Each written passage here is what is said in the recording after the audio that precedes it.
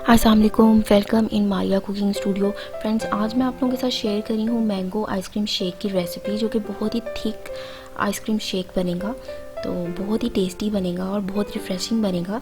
तो आपने इस रेसिपी को ज़रूर ट्राई करना है। तो चलिए इसको बनाना शुरू करते हैं। सबसे पहले हम एक ब्लेंडिंग जार लेंगे और इसमें डाल देंगे 2 कप ठंडा दूध। अब हम इसमें डालेंगे 1 कप मैंगो चंक्स,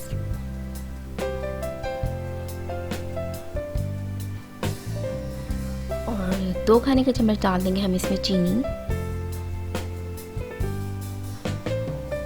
2 खाने के चम्मच डालेंगे इसमें मिल्क पाउडर। 4 आइस क्यूब्स डालेंगे और 2 स्कूप डालूंगी मैं इसमें मैंगो आइसक्रीम के। अब इन सारी चीज़ों को हम ब्लेंड कर लेंगे।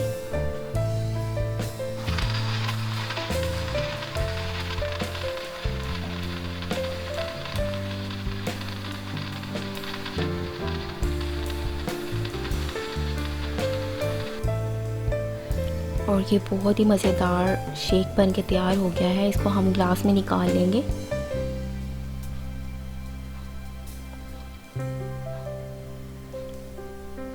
और इसके ऊपर से एक एक स्कूप मैंगो आइसक्रीम का डाल देंगे।